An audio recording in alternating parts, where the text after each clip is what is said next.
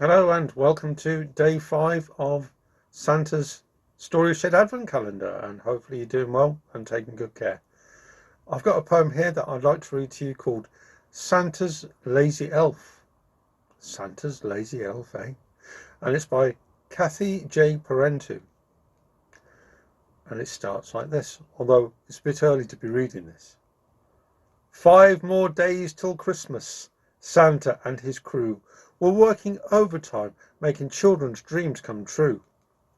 Singing carols, whistling tunes as the hours ticked away, except for little Edison, the elf that went astray. Instead of making toys in Santa's assembly line, he was hanging out with Rudolph beneath the snow-capped pines.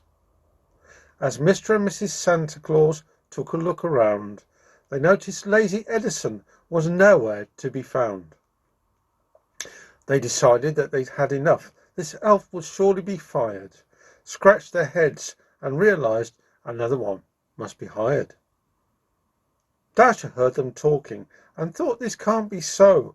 Never in elf's history has someone had to go. He searched the winter wonderland and under the northern lights, Edison and Rudolph were frolicking in flight. He said, "Come down from there. Your behavior's a disgrace. Christmas Eve is almost here and you're about to be replaced." Edison soon realized his days of slacking were done, that there'd be consequences for goofing off and having fun. He knew he had no place to go if Santa didn't let him stay. His heart began to pound as Rudolph ran away. He hurried as fast as he could to tell Santa he was wrong, beg him for forgiveness, and show him he belonged. As the other elves were caroling, he tried to sneak inside, but Santa saw him coming out of the corner of his eye. He placed his hands upon his hips and firmly shook his head. "What shall I do with you, my elf?" Santa firmly said.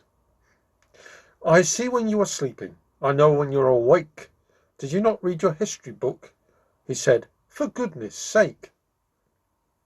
Santa soon forgave him, because his heart is made of gold, and Edison became the hardest worker, I am told.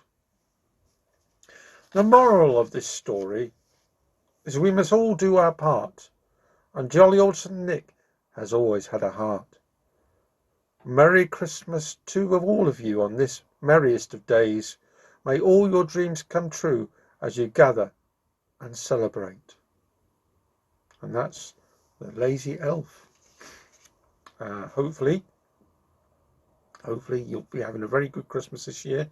This, as I say, is day 5 of the Advent Calendar of Stories and Poems. If you have any stories or poems you'd like to hear, or if you have any that you've written yourself, you can write to us at thestoryshedblog@gmail.com. That's thestoryshedblog@gmail.com. Just drop us a line.